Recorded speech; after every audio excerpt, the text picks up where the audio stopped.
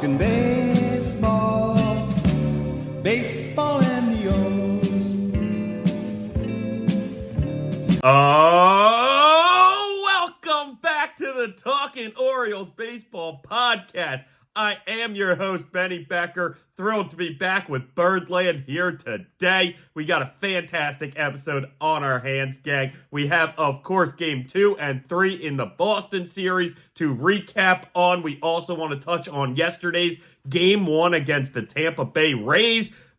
Big games, important games, and we're going to touch on them at least a little bit. Just important things that happened throughout those games. We also have at least one or two fun things to talk about, like yesterday's national anthem, the Whistler. Very excited, very fun. But we also have important things to talk about, too. We want to talk about kind of some things we've seen in the lineup recently. We really want to talk about John Means and Tyler Wells and their injuries. Another injury, Dean Kremer's injury, is another big topic we're going to be talking about. Really, all of that's going to bring us to talking about what's in store for this rotation. What does it mean for the rotation? And kind of play out a couple different scenarios as we go through that. Talk about another guy that seems like he narrowly missed a real injury in Jordan Westburg. We know he's so important to this club. We want to kind of touch a little on the bullpen and kind of a statistic that shows you kind of the season we've had. And it's going to really add up to what it's felt like so far from this Orioles bullpen. We obviously are going to touch a little on the tough schedule ahead, but we're not looking so much at the games. We're going to talk more about why I'm optimistic for the tough schedule ahead. And then we're probably going to end it on a stat about the Orioles pitchers in general from last month, a very big positive to take away from last month. Even though it was a winning month, it was a good month, it was a productive month, that doesn't necessarily mean it was a great month. But we have a stat to show that maybe it was a better month than we actually perceived it as. Because sometimes in life, it's all about the perception. Something might actually be really good, but we're not perceiving it that way. And I think the pitchers as a whole, really the starters, are one of those shining lights that maybe we're missing when we're looking at the grand picture. So we're going to get to all that, gang. We're going to breeze through these games a little bit, like I said, but we got to start back in that Game 2 against Boston. We know we won the first one real big. Well, the second one, we kind of lost real big. Now, it got away from us late. Keegan Aiken gave up 3 runs in the 9th. I believe we gave up another run in the 8th. Overall, again, we lost 8-3. Not the best game, but certainly, like a lot of these losses, was right there for the taking, gang. Really, we were getting hits. If you look at definitely the 1 through 5, if not even the 1 through 6, all got hits in that game. So there were opportunities to be had. And really, we were right in it. Again, we gave up all those late runs. But Grayrod didn't start out great. It was a Grayrod start, and he gave up 2 runs in both the first and second inning. Certainly didn't have his best stuff. I believe he had a 30-pitch first, or maybe even 34-pitch first. So it was impressive that he was able to stay in the game. And that's really seeing the growth that we're seeing now from Grayson Rodriguez. And there's so much growth, and there's so much great things to see, because if we look at last year, Grayson Rodriguez at this time, pretty sure he was back still in AAA. If he had been brought up, he wasn't great. We know he started the season off with the Orioles, so he made the team out of camp, but then struggled. Even in his good games, was struggling, and then certainly had some bad games, eclipsing in Texas, I believe, when he got absolutely manhandled for, I think, 8 runs that day. But then they sent him to the minors. He came back, and overall, he really came back a different pitcher, a better pitcher. And especially after the All-Star break is really when it took form. But if you look at him this time last year, we're just seeing the growth and development and the added levels to Grayson Rodriguez's game that's truly turning him into one of the elite pitchers in Major League Baseball currently. Overall on the day, he actually ends with a career-high 10 Ks.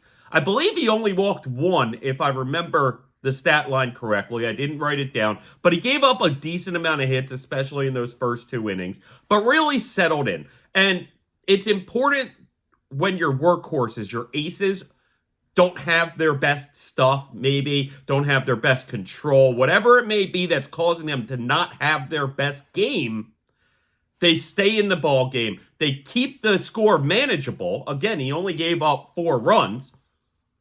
And ultimately, you at least eat innings for your team, which sometimes can be a minor win in and of itself, even if the team doesn't win, like that game 2 in Boston, or against Boston.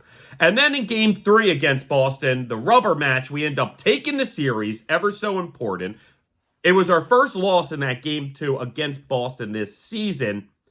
So it was very important to make sure that we got back in the win column against them and really took a stronghold on that division rival. I don't expect there ever to be a point this season where we're really struggling against Boston and they can really catch up ground.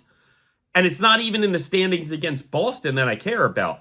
Ultimately, though, you need to win your division games. And we play the AL East so tough that it's no surprise that we came out, won that rubber match, 6-1, really pretty dominating day, especially by the starter Corbin Burnes, who absolutely is our ace.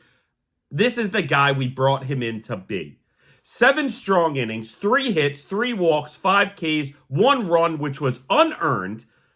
There were 2 errors, really kind of 3, I think, personally, because a wild pitch might not technically be an error, but ultimately is error-ish, we can call it. So let's call it 2.5 errors in that inning, which resulted in Boston getting their lone run of the game in that second inning. There was that weird play. Cowser throws it back into the infield after a single, kind of short hops on Mateo. I don't know. Maybe Mateo should come up on that ball a little.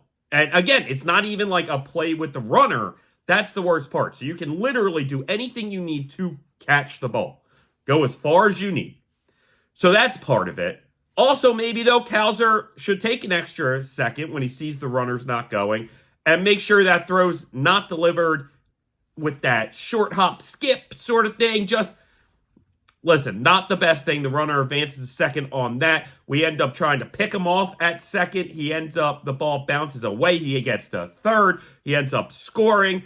And again, then there was a wild pitch after even, which didn't result in a run, but still it was a goofy, wacky inning. And I was at the bar watching it, and I remember starting to lose my mind going, oh, is it just one of these days they're playing, the defense isn't there. Oh, this has the feeling of just one of those days and being down in the dirt about it. Well, didn't last very long, as in the top or the bottom of the second, the Orioles score 5, including a gunner grand slam, making it 5-1 Orioles. Orioles end up, again, winning 6-1, taking the series from Boston. Just a dominating win. At no point in that game did Boston really feel in it, right? Even in that top of the second when we're doing all these errors and I'm kind of losing my mind for a second.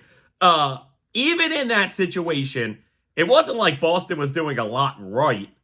We were just kind of shooting ourselves in the foot. And it was one of those games where you get worried, oh, you shoot yourself in the foot. Then Boston starts playing a little well. And then before you know it, we're in a real game or maybe even getting blown out again. Ultimately, the Orioles settled it in, ended up getting out of that top of the second, picking a runner off, which was kind of cool, especially after all the blunders in secondary plays, if you will, throughout that inning. And then obviously coming back and dominating, going up 5-1 at the bottom of the second, mainly off of that gunner grand slam. He continues, even when he's not the hottest, like he hasn't been recently, continues to produce game-changing moments. Not just offensively, but defensively, because every night, we say it constantly, Gunner is making at least a play or two that's damn near an impossible play to make, and he's making it look easy. He's just a special talent, gang. And again, it's special because in the past couple weeks, he's kind of been a little cold, at least statistically wise. But again, he continues to impact the game positively and really put a strong arm on some Oriole victories. Excuse me. Again, allergies are just crushing me the last couple weeks also. Like pitchers have been crushing and bad luck have been crushing Gunnar Henderson a bit. Allergies have been crushing me. But again, they're not crushing Gunnar Henderson, gang, because he's, like I said, getting a little unlucky. There are certainly some balls that he's been smoking, either right at a guy or even a guy makes a pretty nice play and Gunnar gets robbed a bit. And listen, everybody's going to go through these ups and downs of the season. Like, baseball is such a long game, guys. You can't overreact to a small stretch, tough stretch, even by your best player like Gunnar Henderson. And it's incredibly encouraging to see him be able to have these impact moments in victories, including such big impact moments like a grand slam, while he isn't necessarily as hot as he was before. Because he will get that hot again. And it's going to be back and forth. But if your lows aren't too low and your highs are sky high, great things are going to happen, gang. Then you're talking about an MVP, which is essentially what we're talking about. Whether he wins it this year or not, if Gunnar Henderson keeps on this pace and keeps on this trajectory, there's no way he's not putting together an MVP season, which essentially is all you can ask for. Because sometimes you win MVPs in kind of a down year. Everybody has a down year, and your numbers are nice. Obviously, you won MVP, but they're not like, oh my goodness. And then other years, you look at like the top 3 guys, and you're like, wow, any one of them could have won the MVP in most years. And unfortunately, they all were just going up against each other, and one has to win. That's just what happens, gang. But Gunnar Henderson, 1,000% putting together an MVP season. Corbin Burnes looks like he's right on his way to a Cy Young season, whether, again, he wins it or not. He should be up there right in the top 2, 3. I know Detroit Scooble is probably leading right now. You might have 1 or 2 other guys in the AL competing, but ultimately, Corbin Burnes is right there, and Brandon Hyde was talking about that the other day, or maybe it was Mike Elias, I believe, was talking about that the other day, about how he called it, Corbin Burnes having a Cy Young season. That's why you go out and trade for him, gang.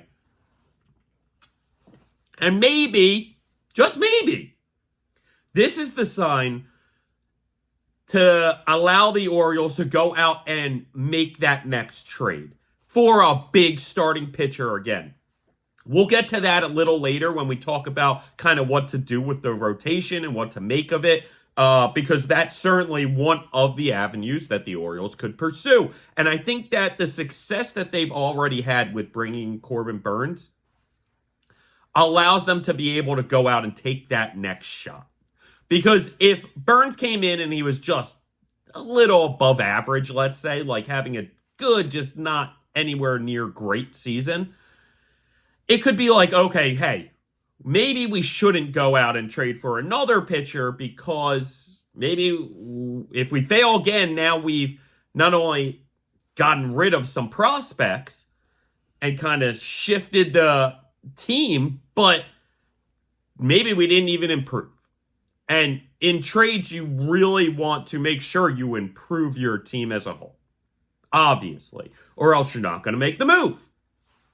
So maybe this allows the Orioles to more easily pursue that because you're confident that you already succeeded in it once this season. Just saying. And we'll touch on more about that in a little bit, expand on that idea. Certainly there's one big name that the Orioles were tied to in the offseason and in spring training that still has yet to be moved, but is almost definitely going to be moved, whether it's to the Orioles or somebody else. So we'll see about that. One last piece from that Game 3 against Boston is Ramon Urias having himself a nice day. 2 for 2, had a home run, a solo shot, which made it 6-1 at the end, and actually got hit by a pitch as well. So got on base every single time he made it up. And listen, Ramon I go back and forth on, because just the next day, or just 2 days later, yesterday, I caught myself mentally going, I'm over it.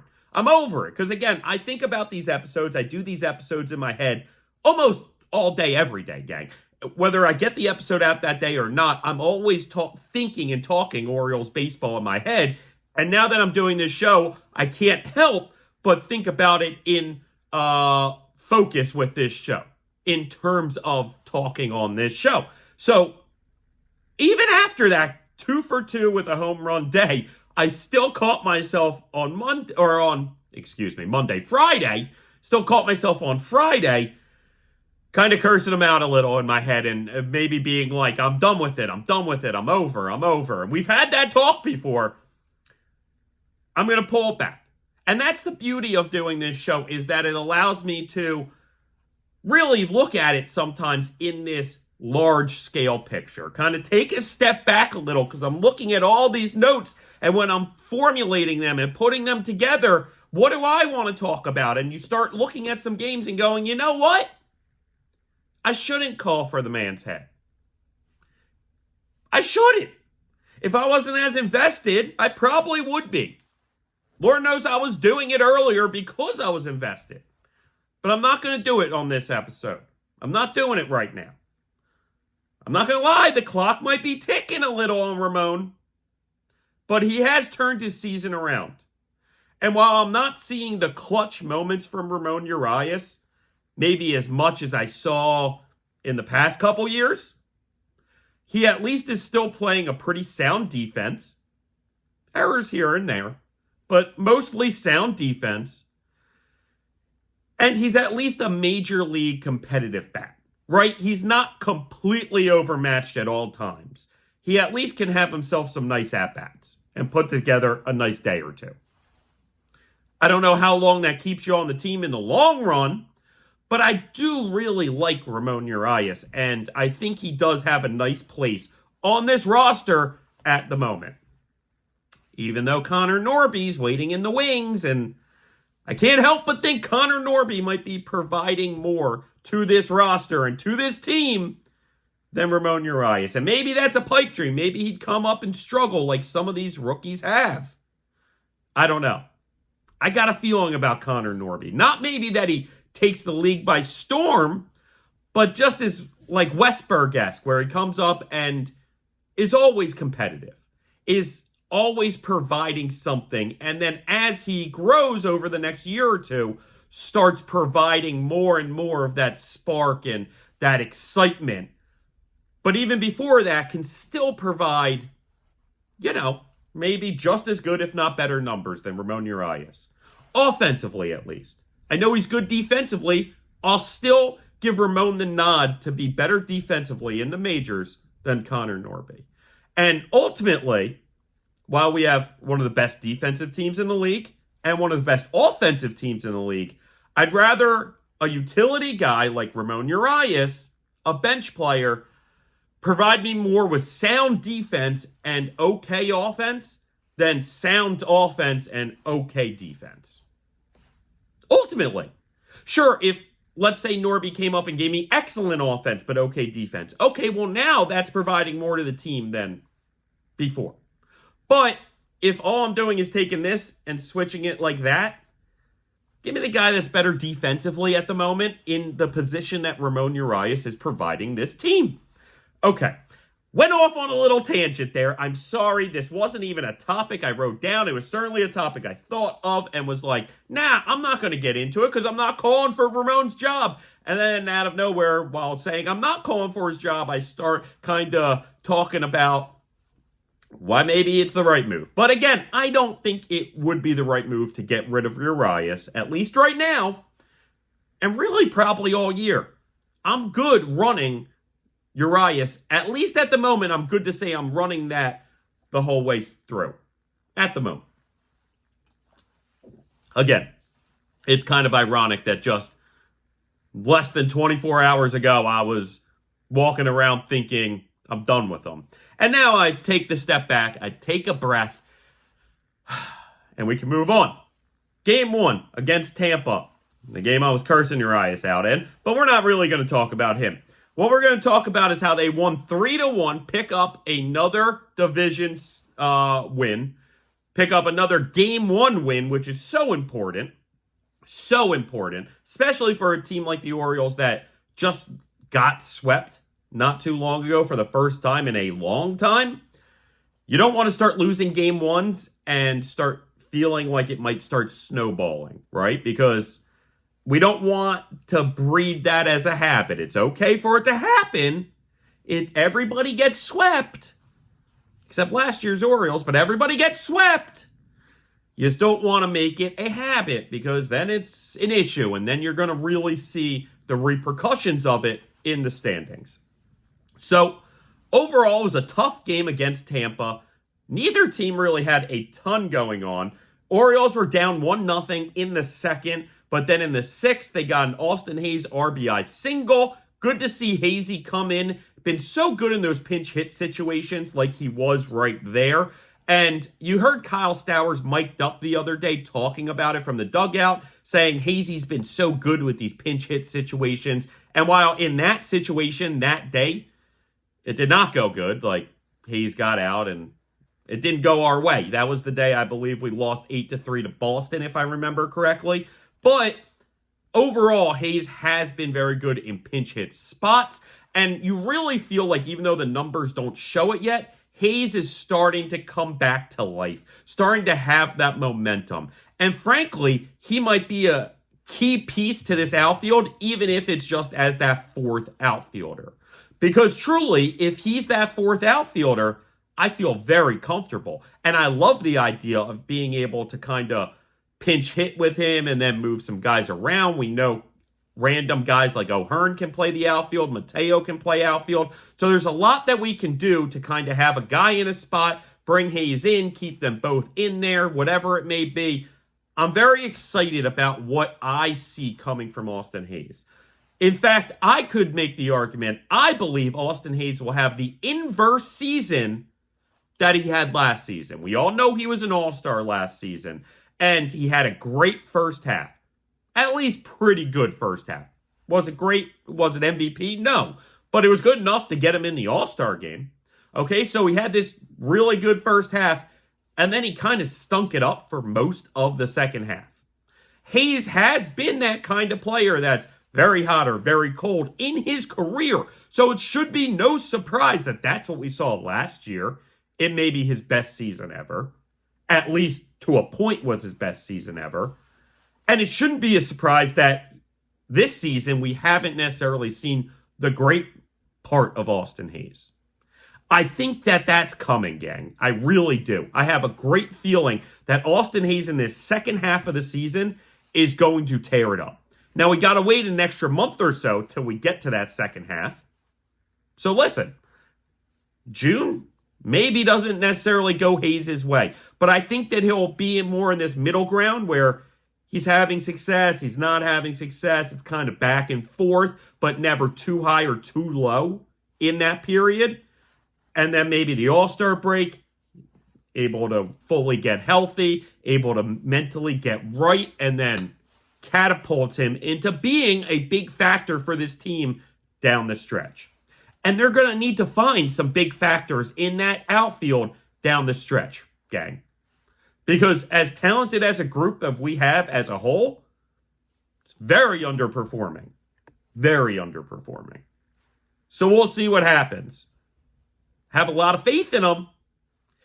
Just need to see it turn around at least for a couple of these guys. Excuse me. So the next thing, so Hayes gets that RBI single, 1-1 tie game in the sixth. Right after, in the sixth, Jorge Mateo, who I continue to talk as being this huge X factor for the Orioles, comes through with a 2 RBI double. Really came this close to a home run. I mean, where the bullpen branches out down to left field, deep left field. He hit like right on the top corner. I feel like. And he smoked the ball as he's been doing. This is the Jorge Mateo I think we're going to get the rest of the way, gang. I'm hoping, knock on wood, again, some ups, some downs, but as long as you don't get too low, I don't need you to ever be too high when you're in a role like Jorge Mateo's in. When you're batting at the bottom of this lineup, providing power, providing elite speed, providing at least good contact. Gang, huge X factor. In fact, for as much as I was high on Jorge Mateo this whole time and go back to spring training episodes and stuff, talking about how he's one of the biggest X factors to this team's success, truly, I didn't necessarily even envision that his role would be this locked, stocked, and barrel like it is right now. We talked last episode about how he took second base for his own and really has held on to that spot and almost locked it in even more than he has been in the past few weeks. Gang, I didn't envision that because I really thought Jackson Holliday would be playing a good second base for us in the majors right now. That did not happen. In turn, we may have gotten something even better, gang. We may have got a 28-year-old Jorge Mateo coming into his prime, mentally figuring it all out to be the best version of himself that he can be. Really retool a little bit with his swing, I swear, making it less loopy and more just straight to the point. The man's special. Maybe not to an MVP level, but don't forget what Jorge Mateo did at the first month of last season when he tore it up, when he was technically an MVP candidate through the first month. And then, yes, he went into the tank.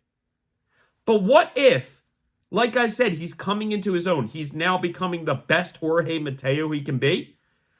And we see that first month of last season over a month or two stretch of this season. Because, gang, what he's giving us now is more than enough for me to be happy. I don't need everyone to be Gunnar Henderson and Adley Rutschman. I just need you to do your part and play your role. And he's doing that beyond what I think anybody in Birdland expected him to do. And frankly, that's coming from one of his biggest backers. That's coming from one of his biggest fans. And I didn't see this. So maybe the best is yet to come for Jorge. And I talked, I think, in spring training. I said these words. I swear if you go back, you can find it. Jorge Mateo has an outside chance at being the unlikeliest World Series MVP we've seen in a very long time. Maybe since like David Freese or something like that. Like, the idea of the type of series that Jorge Mateo could provide in these postseason games, it's unbelievable.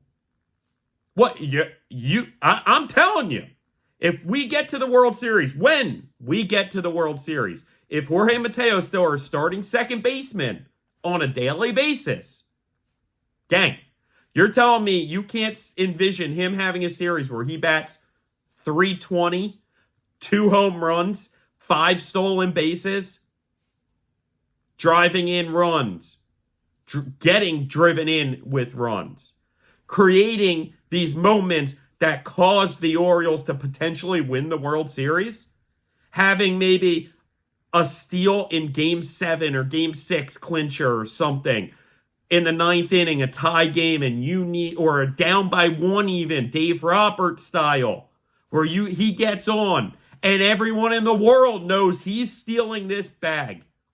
And nobody can do a damn thing about it, and he gets there, and that ends up being the difference maker to winning that game. You're telling me that doesn't scream World Series MVP? I'm just telling you. When we get there, assuming he's starting second baseman still, I will have money on Jorge Mateo for World Series MVP, gang. I promise you that. I promise you. I wish I could bet it now. But there's no way they're offering it. But I wish I could bet it now. So ultimately, the Orioles win 3-1 off of that Hayes RBI, the Mateo 2 RBI double. really big moments by the role players, which we talk all the time is so necessary to a championship team. Suarez got the start that day and was pretty solid. The pen was perfect, including Kimbrel, who struck out 2 of the 3 batters he faced. You love seeing that. And I don't think we're going to talk much about it today, but I don't want you to get your hopes up that Craig Kimbrel has figured it all out in the grand scheme. I think that this is exactly what we predicted a couple weeks ago when he was having his bad stretch. And he lost the closer job for a week or so. Remember, gang, this is exactly what we predicted up to this point for Craig Kimbrel. So don't get your hopes up. I still worry, I'm not going to get deep into it, but I still worry that if the Orioles try and bring Craig Kimbrel in as their closer in postseason games, it will be the death of him. I don't want to be negative. I want to believe in him. I just think ultimately that's going to be the death of him. Like it was the death of the Phillies last year. You know? Bring him in a couple save situations. He blows a couple save situations in the playoffs. Before you know, we're bringing him in the 7th, 8th inning now. Not save situation. He's still not getting outs, and it just gets ugly. That's what I think is the most likely scenario. Again, I don't want to get too deep into it. That's something we can leave for maybe one of the next episodes. Probably next episode. It's something I almost talked deep into today. But we just got some stuff I really want to dig into and talk about, okay? So overall, Suarez did a solid job. I still believe he would be better for the Orioles as a whole in the bullpen and not the rotation, but we'll see. We'll see how that works out. Certainly, they don't necessarily have the arms right now to put him back in the bullpen, but hopefully soon that won't be the case. And we will touch on that soon. What I want to touch on first, it's something a little fun. It's something a little different. Considered ending the episode with it, but I really just want to get it out of the way. First thing first, basically, is the Orioles yesterday for the national anthem. If anyone heard it, it was a guy whistling. And frankly, I've always felt that I was a top-notch whistler. I feel like I'm very, very good at whistling. And then hearing this man whistle, I went, oh, wow, like, I don't think I could do all of that. I don't think I could have stayed in pitch like I don't have a good ear for pitches and notes. So, like, I know none of that. So, it makes sense that I wouldn't be able to hit these notes. But I always felt like I was very good at whistling. I can whistle in and out and in, I should phrase it, because everyone should whistle out. But not many people can whistle sucking in. I always felt I was pretty good at whistling, but that was very impressive, and I enjoyed it thoroughly. It was a great job, and frankly, I feel like it has to be more nerve-wracking to have to whistle the national anthem than sing the national anthem. And that's just gut feeling, but the idea of being able to talk like I can figure out how to get these words to sound decent. Whistling, sometimes you try and do one and then, it's just air. You don't get anything out, or it's just not how you thought it was going to sound. I don't know. Very impressive, though, and I did want to say I was very impressed by it. I enjoyed it thoroughly. I wanted to talk about it, and I considered trying to whistle the national anthem for you folks, but I'll try and whistle slightly, at least the beginning.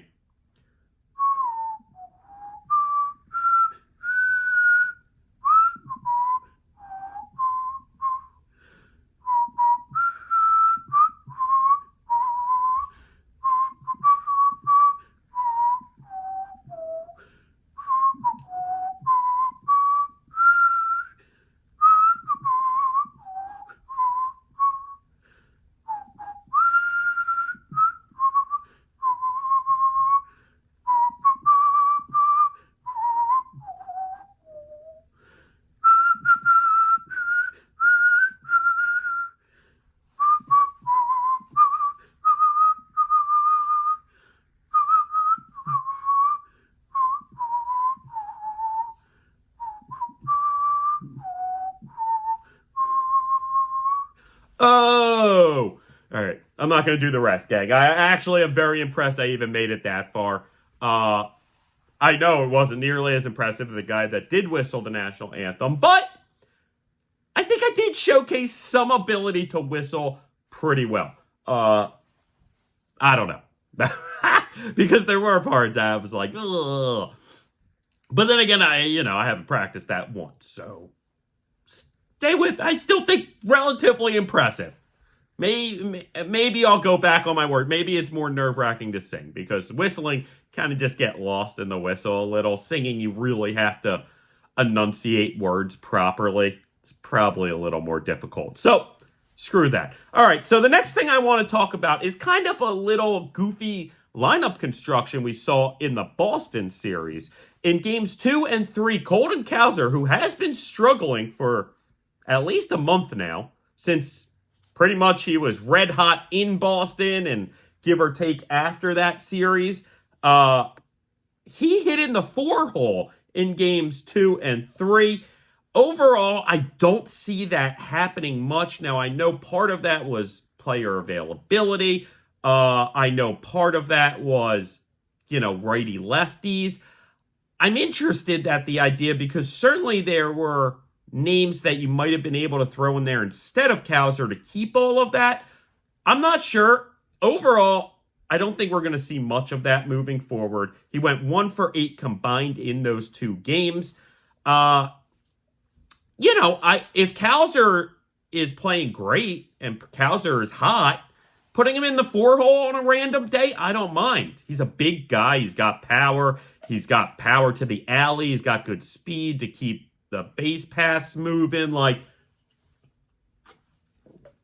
But overall, I just don't love that. And, I didn't write this down, but I've also been noticing Hyder has been putting Mountcastle maybe a little lower, 6, 7 in the lineup. I get it, but I also am just can we bump Mountie back up? I'm always confident when Ryan Mountcastle is at the plate, and he's been having himself a good season, even though the power might not necessarily be there to the level we were hoping. Overall, he still has power. He's been hitting extra base hits. He's been getting singles. He's been getting on base. So I don't know why we would bump him down in the lineup like Hyde has been doing some of these days. But overall, I don't hate kind of making the, bottom of the lineup a little scarier looking, even though it already is scary. I do kind of like the idea of keeping him more in that traditional, 3, 4, 5 area. Personally. All right. So the next thing we have to talk about is kind of get these injuries under control. There have been a lot of injury news or injuries with the Orioles recently. So we're getting some clarity on the injuries, and we're also getting clarity on kind of the roster as a whole. You know what I mean? When you have season-ending injuries, they're going to shape out your roster. And unfortunately, the Orioles had 2. Now, one of which both I'm really devastated about. But one, obviously, I'm devastated because the president of the Man's fan club, I talked him up so highly, and I truly felt that he was a big X factor for this bullpen, if nothing more, and could potentially take that closer role at the end of the season. Unfortunately, he's getting Tommy John. That's Tyler Wells, shut down for the year. And it's not the most surprising. We talked an episode or 2 ago about how, when he went on the IL, they kind of talked about it being precautionary. And now we're 2 months removed from that, and there really wasn't any news.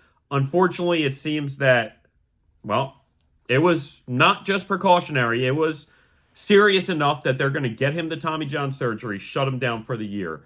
Also, unfortunately, John Means is going back under the knife, having to have Tommy John surgery a second time now in the past 3 years, shutting him down for the year, and probably, in all actuality, ending his Orioles career.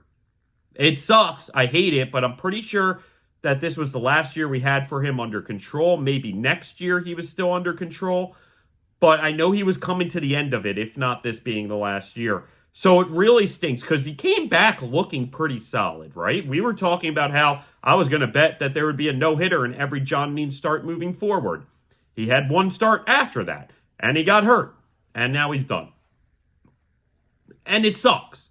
It's frustrating because having that fourth ace, that fourth potential Cy Young candidate guy, like, obviously that's an X factor. But it's not a necessity, at least at the moment. And we talked about this heavily in spring training and even in the beginning of the season, that I didn't necessarily have the highest hopes for John Means, in the sense that either he was going to be able to come back and pitch up to that level, like he had come back and pitched this season, but you didn't trust that you necessarily could see that, because when he came back last year for a small stint, it didn't look great. So you thought maybe he's just not going to look great. And then you thought also, he had the injury, and then at the end of last season, he re-aggravated something or hurt his back in the rehab, and then when he came back finally, he gets scratched from the playoff start because of fatigue, and you're like, this is starting to be a pattern of health problems, right? And you can't necessarily count on him to be healthy for the stretch of the season. So that was something coming into the year we talked about, because I didn't have really confidence that we would get a lot of quality innings from John Means when it was all said and done this season. And at the end of the day, we got about a month. And frankly, though, I want to be optimistic, right? Obviously, it's sad, and obviously, it sucks to lose John Means. But in a championship season, right, there are going to be guys that come into play and produce even just a little bit, right? Not everybody's going to be taking these steps the whole way, like Gunnar Henderson or Adley Rutschman or Corbin Burns. Like, not everybody's going to be along this path the entire way. Not everyone's going to provide a huge boost to your team in these, right? Think about it like steps. Some guys are going to take massive steps. Some guys are going to take thousands of steps in that pursuit. And other guys are going to just take a few dozen. And unfortunately for John Means, he really was only along for a little bit. But in the time he was there, he provided positive stuff for these Orioles, producing enough to get wins in some of these games, keeping them in games, allowing them to win, dominating games like he did in Cincinnati. And so it's one of these things where he did his part.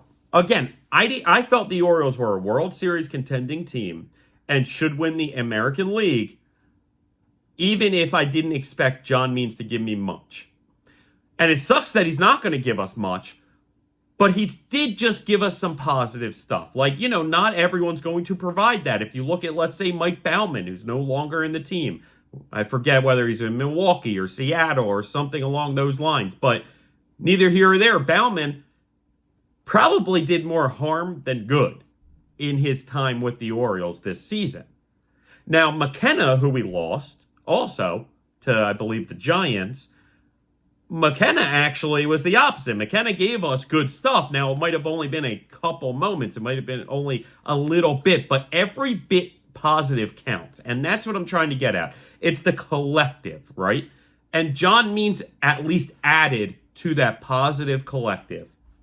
And maybe when it's all said and done, we look back and say, hey, some of those moments were the difference maker. If we don't have John Means in that spot and we're starting somebody less reliable, less productive, maybe we don't win that game. And maybe in those games, that was a difference maker. Who knows, gang? It's all about the collective. So, unfortunately, we will not see John Means or Tyler Wells for at least the rest of this year. The way the Orioles handle this stuff, I wouldn't be surprised if we miss them at least half of next year. And again, I think John Means might have played his last game as an Oriole, unfortunately. I see more of a path to Tyler Wells coming back than John Means, but time will tell. Another one of our starting pitchers that went down right at the time that John Means did was Dean Kremer. Now, last episode, we talked about kind of the vibes we were getting between him and Means. And we said that they were stark opposites, right? Well, we were right on with Means when we said that it had an ominous tone to it. Did not feel good, and we fully expected him to wind up having Tommy John again. We were spot on there. Seems like we were spot on with Dean Kremer also when we said we were very optimistic and that we felt good about the idea that Dean Kremer could be coming back, let's say, in a month. That was the timeline that I randomly set. And we've heard that Dean Kremer is not only feeling better, not only on track, but maybe even ahead of schedule. And the Orioles are not worried necessarily about it moving forward. Certainly he has steps to check off in the process. But overall, I think that Dean Kremer, I've heard, could even come back by the end of June. So it's very exciting that, again, we were right on with our feelings. And we're very good about, I feel like, reading in between the lines of what Mike Elias and Brandon Hyde and these other people in the organizations are talking about, because they're a little cryptic and they don't give you all the best information. But at the same time, if you get the tone, you pay attention, you read between the lines, you can somewhat get the sense of what's going to happen. And I feel like we were clearly right on with John Means and Dean Kremer. Tyler Wells, maybe to a lesser extent, but again, the longer you went without hearing anything, it started becoming a little ominous. So it's no surprise that it became negative. So hopefully Dean Kremer continues trending in the right direction and gets back this month, because the rotation right now is a little goofy, and that's where we're going to bring it, right? So obviously we have the big three: Burns, Bradish, Grayrod. Lock, stock, barrel, maybe as good of a top three in baseball as it gets. And we talked last episode about kind of where to move forward, what it's going to look like, and certainly there was talk about a 6-man rotation in these next couple weeks. So the question is, we can barely field a 5-man rotation, it looks like, as Suarez has been that 5th guy again.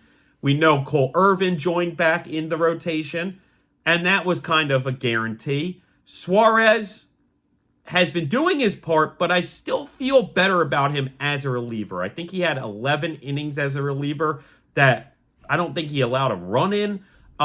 Starting, he's been good and solid for us, but just not great.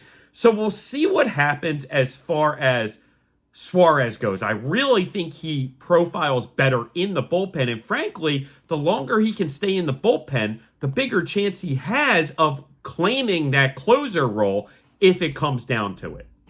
And again, we're not going to dig into the closing situation with Kimbrel and stuff today. We've talked a lot about it, and we'll talk more about it moving forward. But you know that Suarez, to me, has that vibe, has that persona, has that low heartbeat, it feels like, to be in that closer situation and remain cool, calm, and collective, and maybe be our best option in the 9th this year.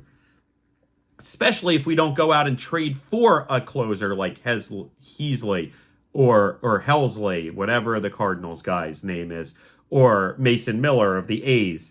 Now, certainly a trade for a starting pitcher has been the talk in Birdland for the past couple days. I feel like all of these Oriole publications are talking about the Orioles making a trade for a starting pitcher being a necessity, not a luxury anymore, is one of the lines I've heard. I don't necessarily see it as a necessity at this point, okay? Now, let's get this out of the way. This is rarely the time that teams trade for a starting pitcher. For whatever reason, I can't tell you. It just, deals typically don't happen with starters around this point. They either happen way in the beginning or closer to the trade deadline. I think that's probably because starters tend to be, one of the premier targets, at least position-wise, during any trade deadline. So the idea of holding on to your guy, you think you're going to be able to negotiate a better deal. Also, you're kind of hoping maybe other guys fall off the market, whether it's because of poor performance, whether it's because of injury, whether it's because the team had positive performance. So out of nowhere, you might even have less candidates. So if you hold on to your guy, you can get even better value if you wait long enough. That's what I think these teams think at this point.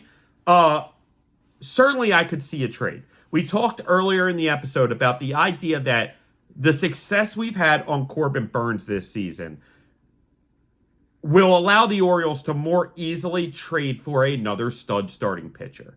To me, if we're trading for a starter, right now there is a single name, because of talent, and frankly, because of the situation the team that's trading him is in, I don't think you're going to have to give up the type of haul you would normally have to give up because they are in such a rebuild in Miami, and that's Jesus Luzardo. It's a name that we were pegged with all season, was right there with Corbin Burnes and Dylan Cease and all these other names that were talked about potential trade candidates. I like the idea of Luzardo. I enjoy that. I think he's a very good pitcher. I think he would fit right in. I think he would be successful for us. And again, I don't think we would necessarily have to give up an insane haul because the Marlins are in such a rebuild. And it seems like they are truly in such sell mode this season that they are going to ship him damn near one way or the other. Another positive about going out and trading for Luzardo is the idea that a team like the Yankees or the Red Sox or the Blue Jays or whoever else, the Indians or whichever one of these AL teams that we're competing against, especially in division, don't go and trade for him. Again, if the price is dropping, it might be more benefit to just go out there and get it done ourselves rather than allow somebody else to take advantage of that opportunity. Obviously, if, let's say, the Chicago Cubs went out and traded for him, okay, that doesn't really affect us much. I don't care if the Cubs or the Reds or the Giants or whoever go out and trade for Jesus Luzardo. I care if the Yankees do. Really, that's the team I don't want to see trade for him. Because Luzardo's, like I said, a solid pitcher, at least a very solid pitcher, if not potential Cy Young pitcher in his best years. So we'll see what happens with that. He also has a few years of control left, so it's attractive there. You might have to give up more of names, but I don't know if I think that that's the best option. And I think something we talked about on last episode makes more sense to me in this moment of the season right now, okay? Again, life is about timing. We talked about this a lot last episode. And one of the beauties of things timing out right is something like this. The injuries happening to Means and Wells and Kremer at this point of the season means that we can give guys chances in this moment where we're doing a six-man rotation, or we want to do a six-man rotation. In the moment before the trade deadline, it gives you a perfect window. So I think the best idea is bringing up Cade Povich. Now, maybe the Orioles say, oh, we'd rather give McDermott the chance. Or there's another name down there. My mind just wants to say Bauman. It's not Bauman. Bauman's gone. Who's the other name? I swear it begins with a B. Either way, I lost it, okay? I meant to write it down, and I said, you'll never forget this, and boom, forgot it. Anyway, so there's another guy down there who has pitched for the Orioles in recent years, isn't as high of a prospect, but could provide solid stuff, right? So, Lord, I wish I remembered that name right now, but it's gone. So, we'll mention it. We'll talk about it next episode, but one of those guys, I think bringing them up and giving them the chance makes the most sense right now. Again, you can do it in a situation where you're using this six-man rotation, so he doesn't have as much of an effect. He's only pitching 1 out of every 6 games, not 1 of every 5. So the percentage of his games he's used in goes down. So if he is a liability, it's not as big of a problem. Then we also can get a real look at, do we see this working for us down the stretch? Can this guy be in our rotation if we get, let's say, another injury, or Kremer gets a setback, or somebody else goes down and we need that guy? Can he fill that role? Can he be in that? Or do we really think we need to go out and make a trade? I don't know. I think that this is the perfect timing for us to give Povich or one of these kids a try, and I want it to be Povich. I think it's okay if you bring him up and he gets shelled. I don't think that's an issue. I don't. I think it's a learning experience, and either way, he's probably going to wind up getting sent back down in a month anyway. Like, if everybody else remains healthy and Dean Kremer comes back, still have Cole Irvin playing well. There's your 5. Suarez goes to the pen. You're out of the period where you need a 6-man rotation. So Povich would go back down one way or the other. The only way is if he was a stud and let's say had a 5-0 record with a .3 ERA and was striking out 3 or 4 guys to every walk and looked like Paul Skeens out there. That's the only way he'd stay. We talked about this last episode. Even if he was, let's say, 3-1 with a ERA of 3.4, you still probably send him back down because you just don't have the spot for him. I think we should give the kids a try in this period of time where we're trying to utilize a 6-man rotation. 6-man rotation.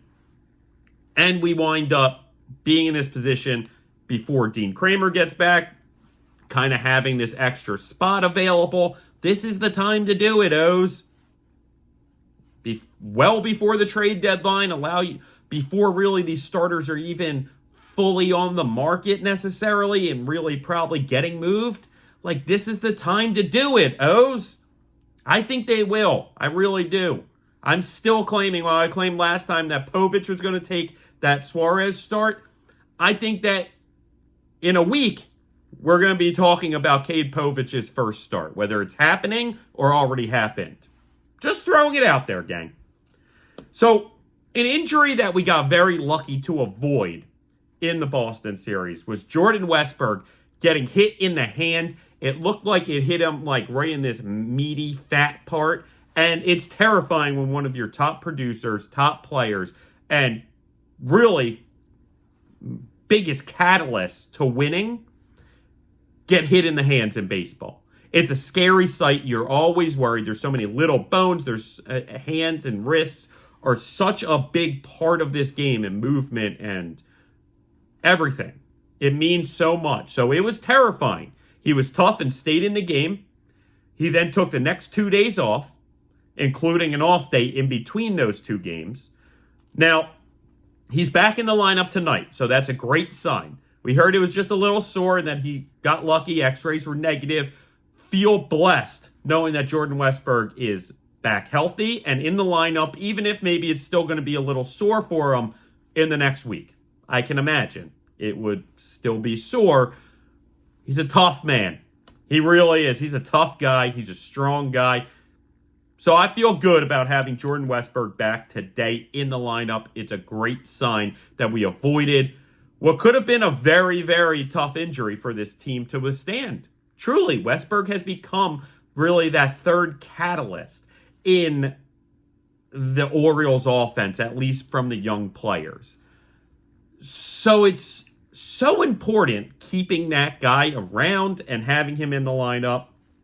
It's crazy to say, but Jordan Westburg has really cemented himself in this Orioles core as one of the most important members of it. Truly. All right. So now let's talk about the bullpen because they've been really average so far. And the numbers show it. I know heading into yesterday's game, they were 15th in the majors, like in total bullpen or ERA or whatever it was. Really, they're just middle of the road, it seems like, bullpens. Now, I believe they have better days in front of them. And really, the numbers probably should reflect better things. Because there's a lot of talent in this bullpen. Like Cano. But, Cano. Now I'm out. Colomb. Perez. Even Jacob Webb. Dylan Tate has come up and down. There's a lot of talent in this bullpen. I even missed a name or two. I think Suarez, again, is one of the best members for this bullpen, and maybe might be the best candidate to close if we're moving away from Craig Kimbrell. I just really think that overall the bullpen has really pitched better than maybe the numbers show and should pitch better moving forward. I believe we're going to add at least one, if not two names to that bullpen. And overall, I just really like the core group of guys. And I actually weirdly have somewhat of a better feeling maybe than even last year, once we lost Batista at least, in the sense that, you know, Cano got out to such an outrageously amazing start. And you can't keep that up forever, even though he was good. I'd rather the guys go through and have to work through some struggles, not horrible struggles, but work through some stuff and be able to really come into their own and elevate at the right moment down the stretch and into the playoffs. And that's kind of the vibe I have from this bullpen and the main pieces in it. And hopefully, personally, I'm praying that the Orioles add Mason Miller or maybe even Helsley from St. Louis and add a real great young closer to the mix. And then Kimbrell can be a nice middle reliever for us also. And then maybe Suarez joins the pen again. Who knows if the Orioles wind up trading for Luzardo and Kremer comes back. Maybe even Irvin gets pushed to the pen again. So you have a lot of names and options. And I love the idea of these guys all hitting stride and working to get better for the best part of the season. I don't need you pitching your best baseball in the first half of the year as long as you're still pitching pretty all right baseball. I need you to pitch your best baseball in the back half to playoffs. And that's the vibe I have for this bullpen. And I'm not going to dig into the negative thoughts of if we keep Kimbrell in as the closer into the playoffs. I'm not going to dig into that. I'm going to stay positive right now. I'm going to stay positive today and say the bullpen's going to be better, and I think they already have been better than maybe the numbers show. I really do. Now, because, and I'm not going to dig into the exact, but if you look at a lot of the advanced metrics like ground ball rate, Cano is, I think, third in major or best in Major League Baseball, or top three at least in Major League Baseball in ground ball rate. And then whiff rate, I think he's top 3 or 5 as well. And you have a lot of really good analytics to all of these guys that I really think their best baseball is yet to come. And that's exciting, gang. That's exciting. Now, we have a tough schedule ahead. We've talked about that immensely in the recent episodes. And it is starting. Obviously, we got through Boston. We have Tampa. We got some tough series ahead, including teams like the Phillies, the Braves, the Yankees. Got a lot of tough series ahead. Astros, Rangers. But, and listen, all that stretch of series also fell right into our cluster of most games in as few days. You know, we've talked about it before. So the 13 straight with 1 day off, leading into 17 straight with 1 day off, leading into 13 straight with 1 day off. And all of those are these tough series. Well, we're already through at least a third of that, which is nice. All right. And if you look at the Orioles last year, I think there's some reason to really be encouraged at the idea that the Orioles are going to take their game to this next level, right? If you look last year, they had a very tough stretch where they played 24 games, or 23 games in 24 days, okay? Between September 1st and 25th, they only had one off day, going 14-9 in those games. Now, you might be like, oh, well, that's not amazing, but 14-9 is solid in a tough stretch of games against tough opponents. With no off days, the Orioles elevated themselves. Now, that was towards the end of last season, and that was really when the Orioles cemented themselves in the playoffs and really started to get a stronghold on that division. So, the Orioles, I expect to kind of do a similar thing, right? Now, maybe you think I'm crazy, and maybe it won't be as good of a winning percentage, a little closer to 500. But ultimately, we've already started out really well in the first 13 straight. Now we're in that 17 straight. So it's not crazy to think that these Orioles are going to do really well and elevate their game against the top players in the game, against some of the top teams in the game.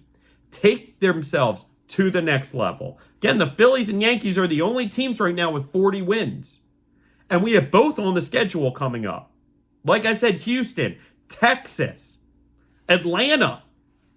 So the idea that the Orioles are going to thrive in this part of the season is kind of contrarian and kind of crazy. And frankly, goes against really everything I've been preaching about as far as getting off to a hot start in the first 36 and dominating the last 27 and really having this middle stretch where it's okay to not be great. Like, we could be great. And last year shows it. And Brandon Hyde talked about that and how he expects the same this year. Because this is a very good team. And I'd expect a lot of these guys to understand they need to take their game to that next level. They need to play better baseball than they've been playing. And that's going to allow them to really cement themselves as one of the best teams in baseball yet again this year and set themselves up, again, not only for the playoffs, not only for 90 wins, not only for the division, not only for 100 wins, but the best team in baseball, record-wise, when it's all said and done. Think I'm crazy, but if they do really well in this stretch, gang, we're well on our way. So then another cool stat we're going to end the day on is looking at the Orioles pitchers as a whole, starters and bullpen, in May. The Orioles pitchers had an ERA of 2.86 in May. It was the lowest combined ERA in a month for an Orioles staff, if you will, since September of 2014. The Orioles have just been pitching lights out, and it's been phenomenal to see. And we talked about the pitching, especially the starting, being the reason why they had such a good month last month. Because the offense was kind of sputtering at times, wasn't playing its best baseball, wasn't taking the best at-bats, wasn't getting the results they deserved sometimes when they did things right and had good hits. But they still came out with a lot of wins last month. And the O's pitchers are one of the main reasons. When your monthly ERA is under 3, you're going to win a lot of games doing that. It doesn't matter if you're scoring a lot of runs. You can win games 3-2, 3-1, just like they did yesterday, winning a game 3-1. So it was kind of poetic, them ending May on a 3-1 win. Because that was what May was for these Orioles. And we got a lot of tough opponents coming down the road, coming down the pipeline ASAP. And again, expect the O's to maybe elevate their game. The bullpen to really start coming into form. The offense to really start clicking more. Those veterans like Santander, Mullins, Hayes, to really start taking that next step up. And don't expect the Orioles to have a losing record in this stretch of games. That's all I'm saying. I'm okay if the Orioles find a way to manage 500. If you take take away that first 13 straight. If you take the 17 straight games off day plus the 13 straight games, that's 30 games. If we go 15-15 in that span, that's a victory, guys. That's a victory. And yeah, I'd love to do better than 15-15. But that's a victory. So let's win some games, guys. Let's get Tampa again tonight where the game's about to start. This episode won't be released until tomorrow morning. So game will already happen. I don't think we're going to get one in on Sunday either. But we'll be back with a new episode Monday. We'll recap these final 2 games against Tampa Bay. Hopefully both wins. Hopefully we can sweep the Rays out. If not, at least get one of these 2. And find a way to take the series. All right, gang. So this was a fantastic episode. I really enjoyed myself. We had a lot of fun. We did that national anthem whistle. I think I did okay. I give myself maybe like a 7.3. The guy last night was a 10. Give him that 100%. Give him his flowers. Give that man his flowers, gang. Anyway, give the Orioles their flowers too, because they're playing good baseball. Better baseball is still to come in the tank. And I'm really hoping we call up Cade Povich some point next week. I really do. I really hope that that's the move coming down the pipeline next, and that Dean Kremer continues trending in the right direction. Other than that, gang, got a fantastic game on our hands today, I'm sure. Very excited to watch the next two, and we will be back on Monday. Gang, this was another episode of the Talkin Orioles Baseball Podcast. Let's go, O's! Talking baseball, baseball.